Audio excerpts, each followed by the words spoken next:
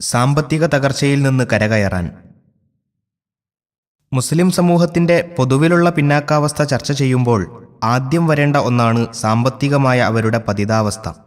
സാമ്പത്തിക രംഗം മെച്ചപ്പെടുക എന്നത് പിന്നാക്കാവസ്ഥ മാറ്റിയെടുക്കുന്നതിനുള്ള ഒരു മുന്നുപാധിയാണ്. തളർച്ചയും ദൗർബല്യവും ഏത് തരത്തിലുള്ളതാണെങ്കിലും അത് ഇസ്ലാമിക വിശ്വാസവുമായും ചൈതന്യവുമായും ഒത്തുപോവുകയില്ല. പ്രബോധകൻ എല്ലാ നിലക്കും തളർന്നവനും പാപ്പരുമാണെങ്കിൽ ദൈവവിരുദ്ധ ശക്തികൾക്കെതിരെ അന്തസ്സോടെയും ആത്മാഭിമാനത്തോടെയും നിലയുറപ്പിക്കാൻ അയാൾക്ക് കഴിയാതെ വരും. എപ്പോഴും പിന്നാക്കമായിരിക്കുക എന്നത് ഇച്ഛാശക്തിയെയും വിപ്ലവ ചൈതന്യത്തെയും ചോർത്തിക്കളയും. പൊതുപിന്നാക്കാവസ്ഥ മാറ്റിയെടുക്കേണ്ടതും വ്യക്തിയും സമൂഹവും ശക്തിയാർജിക്കേണ്ടതും ദീനീ ബാധ്യതയായി തീരുന്നത് അതുകൊണ്ടാണ്. ഖുർആൻ പറയുന്നു, വഅഇദ്ദു ലഹും മസ്തതഅ്തും മിൻ ഖുവ്വത്തിൻ വമിൻ റിബാത്തിൽ ഖൈലി തുർഹിബൂന ബിഹി അദുവ്വല്ലാഹി വഅദുവ്വക്കും. അവർക്കെതിരിൽ നിങ്ങൾ നിങ്ങളുടെ കഴിവിൻപടി അധികമധികം ശക്തി സംഭരിക്കുകയും സുസജ്ജമായ കുതിരപ്പടയെ ഒരുക്കി നിർത്തുകയും ചെയ്യുവിൻ. അതുവഴി അള്ളാഹുവിൻ്റെയും നിങ്ങളുടെയും ശത്രുവിനെ ഭയപ്പെടുത്താം. സൂറത്തുൽ അൻഫാൽ 60-ാം വചനം. അറിവിൻ്റെയും ശരീരത്തിൻ്റെയും ശക്തി വിജയോപാധിയായി ഖുർആൻ എണ്ണുന്നുമുണ്ട്. വസാദഹു ബസ്തതൻ ഫിൽ ഇൽമി വൽ ജിസ്മ്. അദ്ദേഹത്തിന് അഥവാ താലൂത്തിന് അള്ളാഹു വൈജ്ഞാനികവും ശാരീരികവുമായ വിവിധ യോഗ്യതകളും സുലഭമായി നൽകി. സൂറത്തുൽ ബഖറ 247-ാം വചനം. ഇക്കാലത്ത് ശക്തിയുടെ ഒരു പ്രധാന അംശം സാമ്പത്തിക സുസ്ഥിതിയാണ്. ഭൗതികമാത്ര സാമ്പത്തിക പ്രവൃത്തിയിൽ ഏർപ്പെടുമ്പോഴും മുസ്ലിം സമൂഹം ഓർത്തിരിക്കേണ്ട ഒരു കാര്യമുണ്ട്. ആ പ്രവൃത്തി ചെയ്യുമ്പോൾ അവർ സത്യസാക്ഷ്യം എന്ന കടമയാണ് നിർവഹിക്കുന്നത്. പ്രബോധനം, സത്യസാക്ഷ്യം എന്നെല്ലാം പറയുന്നത് കൃത്രിമമായി നാം പടച്ചുണ്ടാക്കുന്ന ഒരു പ്രവർത്തന പരിപാടിക്കല്ല. പൊതുസമൂഹത്തിലെ നമ്മുടെ ജീവിതമാണത്. വിശ്വാസി എവിടെയും വിശ്വാസി തന്നെ. പേന കൊണ്ടും നാവുകൊണ്ടുമല്ല സത്യസാക്ഷ്യം നിർവഹിക്കേണ്ടത്, വിശുദ്ധമായ ജീവിതം കൊണ്ടാണ്. പ്രവാചകന്റെ സ്വഭാവം ഖുർആനായിരുന്നു എന്ന് ആയിഷ റളിയല്ലാഹു അൻഹ പറഞ്ഞതിൻ്റെ പൊരുൾ അതാണ്. ആ മാതൃക തന്നെയാണ് സാമ്പത്തിക ജീവിതത്തിലും മുസ്ലിം സമൂഹം കൈക്കൊള്ളേണ്ടത്.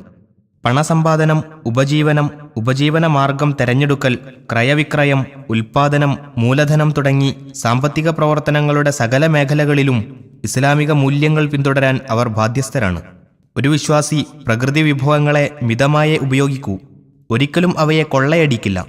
ഉപജീവന മാർഗം തേടുമ്പോൾ കുറേ പണം നേടുകയല്ല, ജനങ്ങൾക്ക് മുമ്പിൽ താൻ പ്രതിനിധീകരിക്കുന്ന സത്യത്തിൻ്റെ സാക്ഷിയാവുകയാണ് അയാൾ ചെയ്യുന്നത്. ഒരു വിശ്വാസിയുടെ ഏതൊരു സാമ്പത്തിക ക്രയവിക്രയത്തിലും ഈ 2 അംശങ്ങൾ ഉൾച്ചേർന്നിരിക്കുന്നു. അവയെ വേർപ്പെടുത്താനാവുകയില്ല.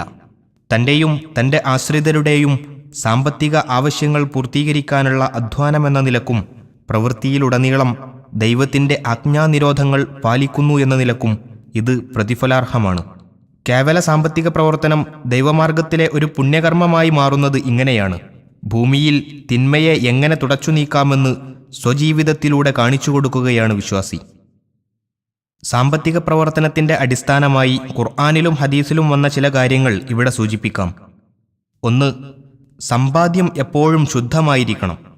അനുവദനീയമായ രീതിയിൽ നേടിയതായിരിക്കണം. അതേ അള്ളാഹുവിന് സ്വീകാര്യമാവൂ. യാ അയ്യുഹന്നാസു കുലൂ മിമ്മാ ഫിൽ അർളി ഹലാലൻ ത്വയ്യിബ. ജനങ്ങളെ, ഹിതകരവും ശുദ്ധവുമായി ഭൂമിയിൽ എന്തെല്ലാമുണ്ടോ അവയൊക്കെയും നിങ്ങൾ ഭക്ഷിച്ചുകൊള്ളുവിൻ. സൂറത്തുൽ ബഖറ 168. ഫകുലൂ മിമ്മാ റസഖക്കുമുല്ലാഹു ഹലാലൻ ത്വയ്യിബൻ വഷ്കുറൂ നിഅമതല്ലാഹ്.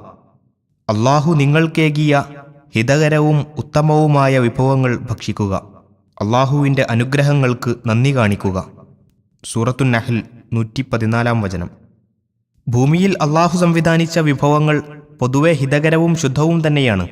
മദ്യം, പന്നി തുടങ്ങിയ ചിലതിന് മാത്രമാണ് വിലക്കുള്ളത്. വിലക്കപ്പെടുന്നത് വസ്തുക്കൾ മാത്രമല്ല എന്നും മനസ്സിലാക്കണം. ധനസമ്പാദനത്തിൻ്റെ വഴികളും ശുദ്ധമായിരിക്കണം. വഞ്ചന, പൂഴ്ത്തിവെപ്പ്, കള്ളസാക്ഷ്യം, ചൂതാട്ടം, തട്ടിപ്പറി, പലിശ തുടങ്ങിയ ഏത് സമ്പാദന രീതിയും അതിൽ അതിക്രമവും അധാർമികതയും ഉള്ളതിനാൽ നിരോധിക്കപ്പെട്ടതാണ്. 2. അള്ളാഹുവിൻ്റെ അനുഗ്രഹമായ ധനം മിതമായും ന്യായമായ രീതിയിലും മാത്രമേ ചെലവഴിക്കാവൂ. ധൂർത്ത് പാടില്ല.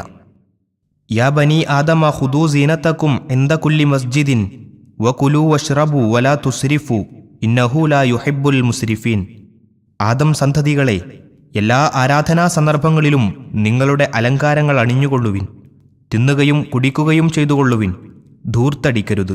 ധൂർത്തന്മാരെ അള്ളാഹു സ്നേഹിക്കുന്നില്ല. സൂറത്തുൽ അഅറാഫ് 31 ഇന്നൽ മുബദ്ദിരീന കാനു ഇഖ്വാന ശയാത്തീൻ വകാന ശൈത്വാനു ലിറബ്ബിഹി കഫൂറ. ധൂർത്തന്മാർ ചെകുത്താന്മാരുടെ സഹോദരങ്ങളാകുന്നു. ചെകുത്താൻ തൻ്റെ രക്ഷിതാവിനോട് നന്ദി കെട്ടവനും. സൂറത്തുൽ ഇസ്രാ 28 സാമ്പത്തിക അഭ്യുന്നതി സ്വാഗതം ചെയ്യപ്പെടേണ്ടതു തന്നെയാണ്. കയ്യിലെത്തുന്ന പണം ധൂർത്തടിച്ചു കളഞ്ഞു കുളിക്കുമ്പോഴാണ് അത് അസ്വീകാര്യമാവുന്നത്. ധൂർത്തിനെ ന്യായമായ പരിധികളുടെ ലംഘനം എന്ന നിലയിൽ മാത്രം കണ്ടാൽ മതിയാവുകയില്ല.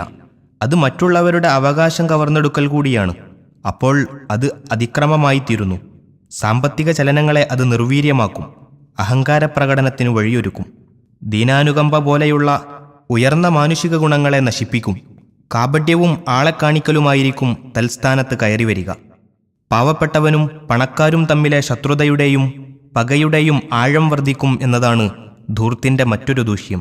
പകയുടെ ഈ അഗ്നിയെ ഒരു നിലക്കും കെടുത്താൻ കഴിയുകയില്ല.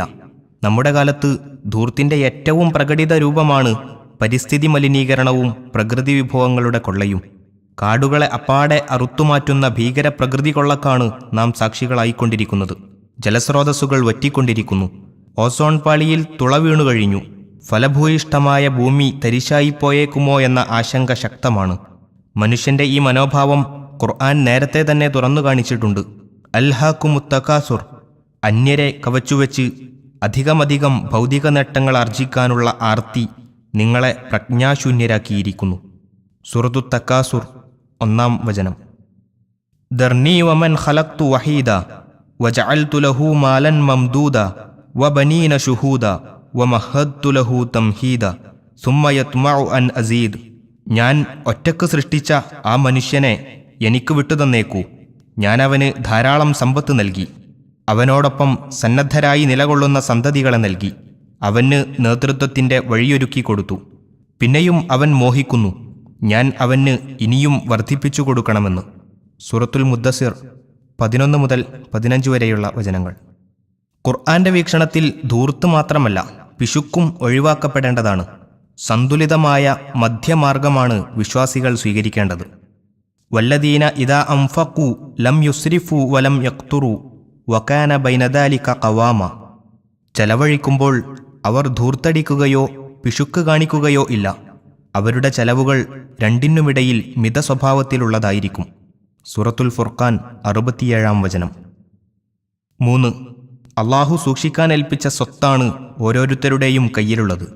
അതിൻ്റെ ഒരു പങ്ക് ദരിദ്രർക്കും കഷ്ടപ്പെടുന്നവർക്കും അവകാശപ്പെട്ടതാണ്.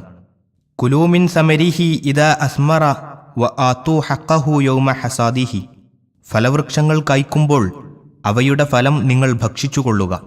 കൊയ്ത്തുകാലത്ത് അള്ളാഹുവിൻ്റെ അവകാശം കൊടുക്കുകയും ചെയ്യുക. സൂറത്തുൽ അൻആം 141 വഫി അംവാലിഹിം ഹഖ്ഖുൻ ലിസ്സായിലി വൽ മഹ്റൂം. അവരുടെ സ്വത്തുക്കളിൽ ചോദിക്കുന്നവനും ആശ്രയമറ്റവനും അവകാശമുണ്ട്. സൂറത്തുദ്ദാരിയാത്ത് 19 4. പണം കുന്നുകൂട്ടി വെക്കുന്നതിനെ തിന്മയായി കാണുന്നു. കുന്നുകൂടുന്നത് തടയാനുള്ള മാർഗങ്ങളും ഉപദേശിച്ചിരിക്കുന്നു. എല്ലാ മേഖലയിലും നീതിയാണ് പുലരേണ്ടത്. കൈലായക്കൂന ദൂലത്ത ബൈനൽ അഗ്നിയ ഇമിൻകും. ധനം നിങ്ങളിലെ സമ്പന്നരിൽ മാത്രം കറങ്ങാതിരിക്കുന്നതിനു വേണ്ടി എന്ന് അൽ ഹഷ്റിൽ പറയുന്നുണ്ട്. ലി യഖൂമന്നാസു ബിൽ ഖിസ്ത്.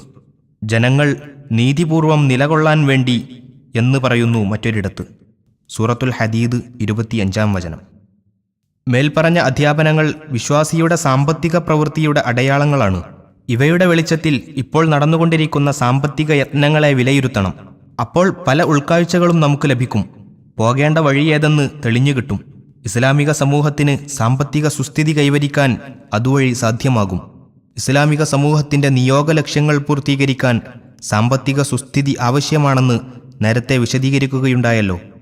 സാമ്പത്തിക ചലനങ്ങളെ നിയന്ത്രിക്കുന്ന ഈ മൂല്യങ്ങൾ രാജ്യനിവാസികൾക്ക് പ്രായോഗിക ജീവിതത്തിൽ കാണിച്ചു കൊടുക്കാൻ മുസ്ലിം സമൂഹം ബാധ്യസ്ഥരാണ്. മുസ്ലിം മുതൽമുടക്കുകാരും വ്യവസായികളും ഈ മൂല്യങ്ങളുടെ മൂശയിൽ തങ്ങളുടെ സാമ്പത്തിക യത്നങ്ങളെ ക്രമീകരിച്ചു നോക്കൂ. അത് 1000 മതപ്രഭാഷണങ്ങളെക്കാൾ ഗുണം ചെയ്യും. കാരണം അത് സത്യദീനിൻ്റെ ജീവിത സാക്ഷ്യമാണ്. ഒരാൾ തൻ്റെ സ്വത്തിൻ്റെയും വരുമാനത്തിൻ്റെയും ഒരു വിഹിതം പാവപ്പെട്ടവർക്കു വേണ്ടി നീക്കിവെക്കുമ്പോൾ പൊതുസമൂഹത്തിനു മുന്നിൽ മഹത്തായ സത്യസാക്ഷ്യ നിർവഹണമാണ് അതുവഴി സാധിക്കുന്നത്.